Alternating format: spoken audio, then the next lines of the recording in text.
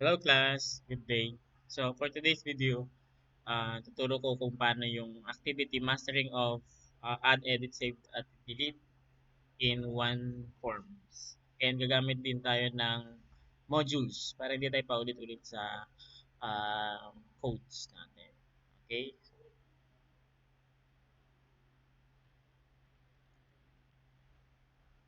So di ko na siya ilalagay. So gagamit tayo ng bagong tools ngayon, no? So siguro dalawang ano na lang, dalawang fields lang gagamitin natin para medyo mabilis tayo. Okay, so we have text box 1 and then text box 2. Masyado pang maliit. Sige, lalakyan natin. So kapag gagawa kayo ng activity 8, new ano siya, bagong Windows form siya, no? So pwede kayong gumamit ng menu strip or pwede rin kayong gumamit ng gagamit din tayo ng buttons. Pwede yan, no? Pero ako ngayon gagamit na lang ako ng menu strip. Save, update, delete. Ano ba yung natin? Okay, wala tayong find dahil gagamit tayo ngayon ng data grid view. Pwede rin kayong gumamit ng find, depende sa inyo. So kasi ngayon gagamit tayo ng tinatawag na data grid view. Ayan. So, para siyang ano to, i-view natin yung tables dito. Yan, so actually blanco lang yan, blanco lang siya. Pwede kayong gumamit ng buttons mas okay siguro sa inyo. Mas okay yung kasi ako ayoko yung masyadong maraming nakikita sa screen. Siguro itong una natin, yan ay first name. And yung pangalawa natin is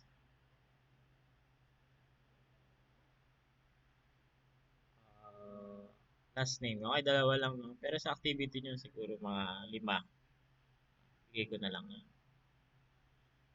Siyempre gagawa rin tayo ng database natin yan. So, yung database. Pwede nyo siyang i-diretso na dun sa sa mismong ginagawa nyong Visual Basic. Yan. Pangalan siya ng DB. Then, 2003. Rate natin. So, nakadiretso na yun doon kahit di mo na siya i-copy paste. Then, gagawa ako ng, siyempre, first underscore name. Para mas madali kayo, huwag nyo lang ilagyan ng space yung ano. Kasi pag meron kayong space, kakaroon kayo ng bracket, may bracketing kayo, no? So, we have first name, tsaka last name. So, ang gagawin natin ngayon is gagawan tayo ng module type. Yung module type, para hindi kayo paulit-ulit na nagko-code, no? Okay, example ng ng module type. So ano ba yung mga madalas nating inuulit-ulit na code? Isipin niyo 'yan eh, no? So dito sa code naglagay ako dito. Mostly kasi inuulit-ulit nating gamitin itong select asterisk saka yung connections. So 'di ba pag marami tayong forms, ang dami rin ng connections natin. Puro puro do sa form ay do sa form load lagi, no? Itong dalawang to, no? So yan yung ilalagay natin sa modules. So, paano ba yung modules? So, mag-add lang kayo dito. Right-click lang ito. Add, tapos module. Ayan. Module. So, kahit di nyo na siya i-rename yan. Okay lang. Okay. So, ang modules is kahit saang form pwede siyang tawagin. So, para siya ito yung header niya. Pero, ang pinagkaiba lang nila, yung modules, kahit saang form pwede mo siyang i-call. Or pwede siyang gamitin kahit na sobrang dami mo ng forms sa modules, pwede pa rin siyang i-call. Yun yung module type. So, gawa tayo dito ng, yung declaration, pwede mo na rin dito ilagay. Yan. So, lahat yan pwede nang gumamit sa kahit maraming form 2, form 3, yun. So, gagawa ka ng public sub dito. So, ito lang yung ginagawa. Public sub connections. Kaya type lang yun. Tapos, enter mo lang. So, ano ba yung connections natin? Yung connections natin, ito yun.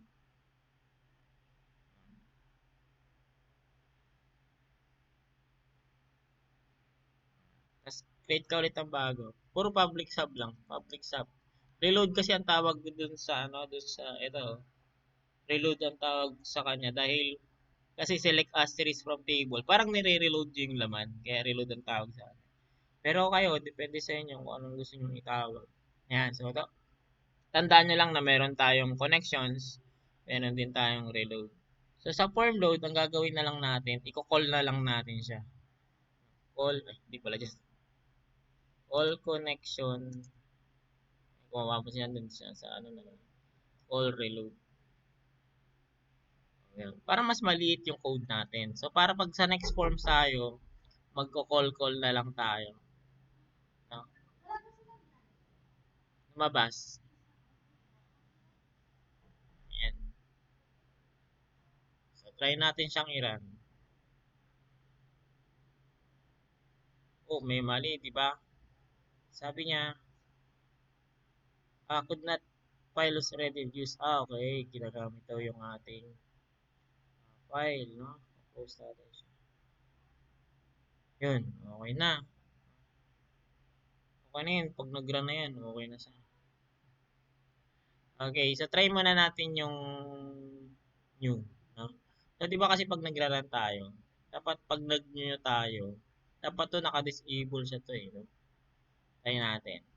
So, hanapin niyo yung enable na ano dito. Yan, i-false nyo siya. So, pag nira-run nyo yan, yan, hindi siya matypean.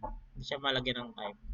So, pag nag-new nyo, dapat yung bumaba be. Is equal to false. Yan. Parang ganito yung effects niya, no? Pagka nagra-run ako, pag nag-new ako, ay true pala, sorry. Enable true. Yan. Para ma-type, ano natin siya, ma-inputan. File new, yun. Tignan natin siyang type. Okay, so tandaan nyo lang yan, enable true. Okay, so pagka ano natin, pag na-enable na natin siya, syempre pwede na natin siyang i-save. Diba?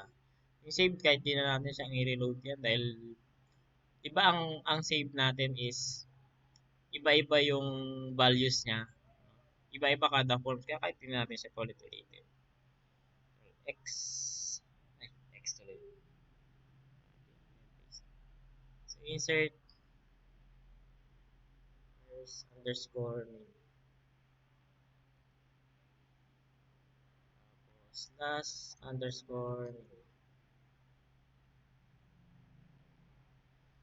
Tapos, text box 1 yung text box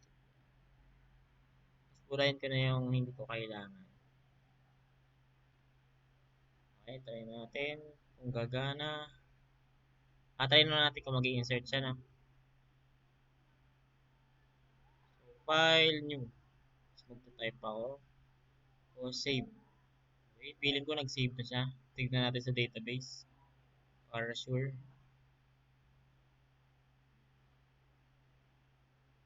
Yun, wala pa rin, di ba? Wala, hindi nag-save. Bakit hindi nag-save?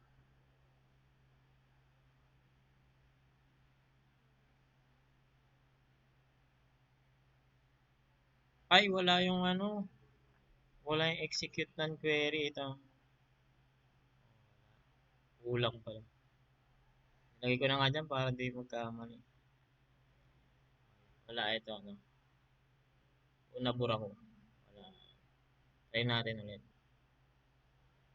File new. Save. Feeling ko nag-save na siya. Yun. So, meron na siyang laman. Para halata na may laman siya or hindi natin tinitignan sa database, pwede nating i-display yun sa data grid. Okay. So gagawa ako dito ng ano ng ah, public sub. Parang ganun sa module kanina. May di-discuss ko bakit dito lang pwede, hindi pwede sa module. So kasi 'di ba ang displaying natin, each forms iba-iba tayo ng mga text box, iba-iba. So ngayon pag kinode ko kasi sa module, pag kino-call ko siya, baka iba na yung pangalan dun sa kabilang forms, baka ipapaano na sa kabilang form fee. Kaya dito ako nagpa-public sub. Kasi ang tandaan nyo, ang modules is for publicity. Ibig sabihin, pwede nating gamitin sa lahat or pwede nating publicly, no? Ibig sabihin, pwede siya sa form 1, form 2, form 3. Actually, pwede naman talaga yung display dito. Kaya lang, mahirapan ka kasi papalipat-lipat. So, ang gagawin natin, data, ah, data grid view 1 yun. Data grid view 1. Yung pangalan ng data grid natin, that data source is equal to dbds dot tables. Tapos papangalan lang ng table. Ang gagawin lang natin, pag nag-i-insert tayo, ano bang gusto natin mangyari pag nag-save na? Gusto ba natin mag-disable ulit yung text? Pwede yun, no? Pag nag-disable ulit yung text, i-calls mo lang to. After niya mag-save, anong gusto niya? For example, call display na. Okay, pag kinal natin yung display, mag-display siya sa data grid. So, ganito yung effect niya. For example, new. Buy natin. Save. Yun. Diba? Diyan na siya. Ba't isa lang yung display? Kasi wala tayong reload. Yun yung sasabi ko sa inyo. Kinol nyo yung display, bakit isa lang? Kasi meron tayo isang database, di ba? Dapat i-call nyo din yung reload. No? Para ang pangyari, i-reload nyo yung table mo. Diba? Yun, no? Diba? Meron na sila. Okay. So, nagets na ba? Kailangan i-reload. Kailangan intindihin nyo muna mabuti yung mga scenario para okay, punta naman tayo dun sa delete. Kung mapapansin nyo, dito, wala akong find, no? So, ang gagawin kasi natin, nandito na yung find natin sa data grid. Parang find? Double click nyo yung data grid, tapos hanapin nyo yung cell mouse click. Cell mouse click. Para magamit natin yung E. Okay, data grid, cell mouse click. Tapos, ang gagawin lang natin, tatry ko lang muna. Me.text is equal to E. E dot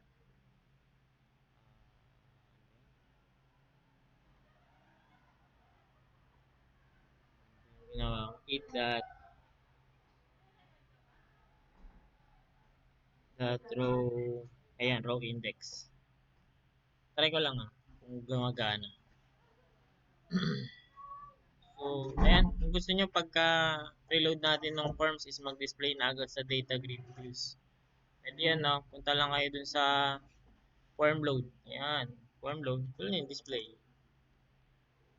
Gusto nyo pag eto, 'di ba? Kung papansin nyo, kada kinakol natin yung display, yung disable ng text box to text box 1, lagi na lang ganun.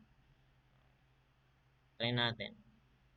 X. Lagyan natin sa display para every time na kinakol natin yung display, nagdi-disable yung text box 1 at text box 2. Yun, so mayroon na tayong display. Okay, maglagay pala tayo ng edit. Pwede nilagay sa taas. Ay nga, hindi ko pa na tayo. Yun, no? Ay, kung mapapansin nyo, pag kiniklik ko yung cells nung ID, nagkakaroon ng dito. 0132. Kung mapapansin natin sa displaying ng database, yun na yung index natin.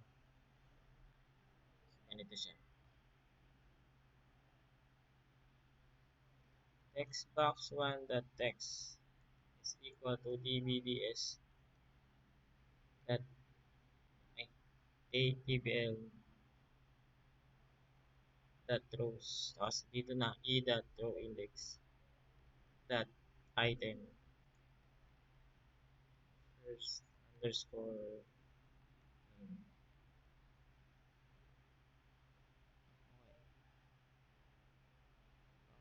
blue to.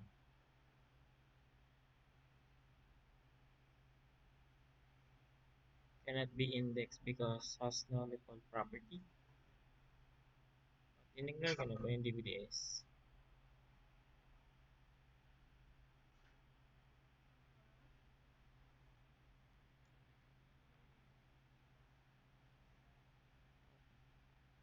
Try lang natin.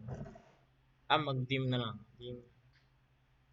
Ah, ito na nga, no? Z as integer.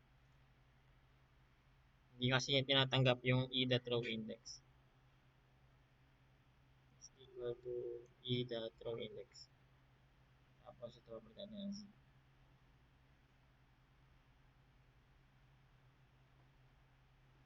Ano yung tanggapin doon?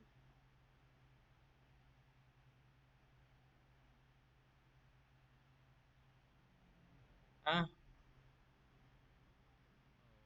kulang. Balik natin. E.row index. Natin muna. Isa lang. Okay, dalawain na natin.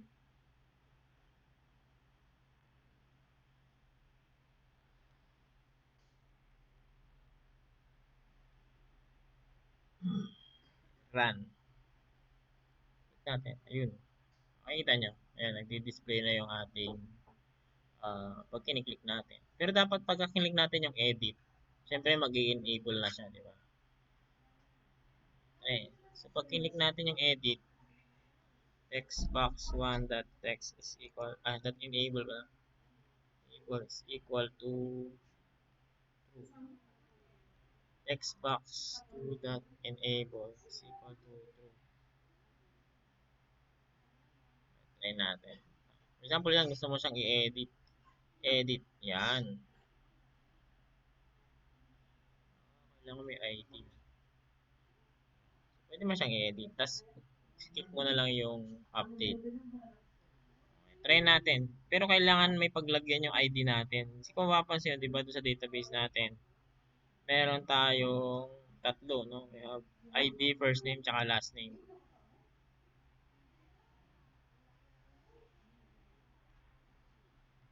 So, doon ako sa module para pwedeng gamitin sa lahat, no? Pwede rin naman doon sa taas ng form 1. Dito. Akala kayo wala. Kung saan nyo gusto. Public ID na lang, no? Hindi tayo pwedeng gamit ng ID. TBL ID na lang. Kasi yung ID parang reserved word yun, no? String na lang, okay? Integer pwede rin. Kasi number naman yun. Okay, tapos dun sa data grid view, kailangan pag kiniklik na, masave din natin yung TBL ID.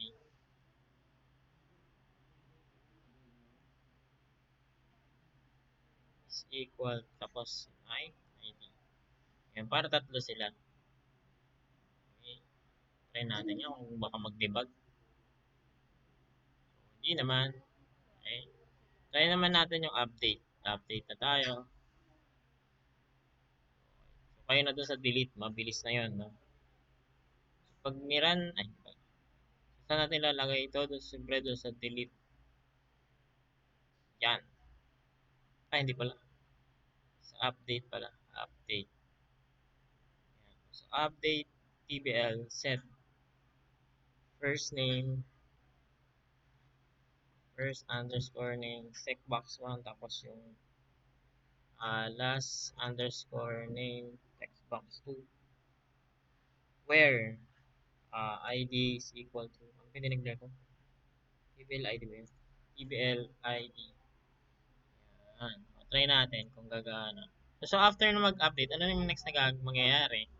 So, pwedeng call display mo. Okay, call reload pala muna. Call reload, tapos call display. Pwede rin kayo maglagay ng message box na na successfully fully update record. Try natin. Example yan, gusto mo siyang i-edit. So, ayun natin siyang numbers. Kaklik mo yung update. Ako, ba? Mismatch. Okay. Kasi yung ID natin is numbers yan. No? Talaga to, dapat to integer. So, tapos ito, pwedeng val. So, val, di ba, kino-convert na yung ano? Pwede kahit hindi na. Try natin. Kung gagana. I don't know kung gagana. Di ba? Criteria mismatch. Okay. Ibal kaya natin to. Parang nangyayari kasi sa stage.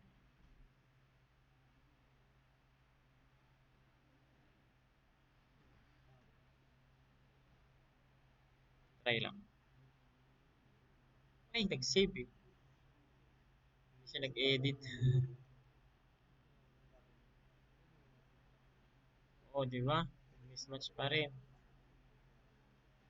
Okay, mismatch. Ibig sabihin yung ano yun. Itong ID, ano? Where natin. Where,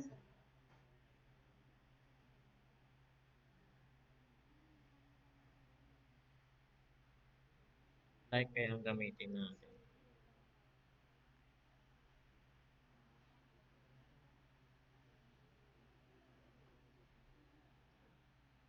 Experiment lang tayo, experiment.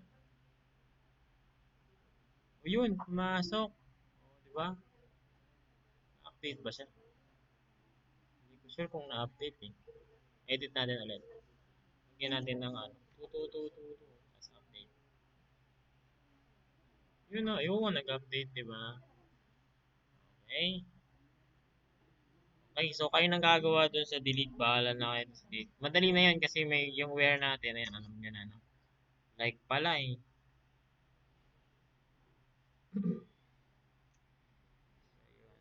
Yun lang yung activity na kailangan mapapakita niyo yung new, edit, save, update, tsaka delete. Tapusin na natin. Hindi, kaya na lang. That's it.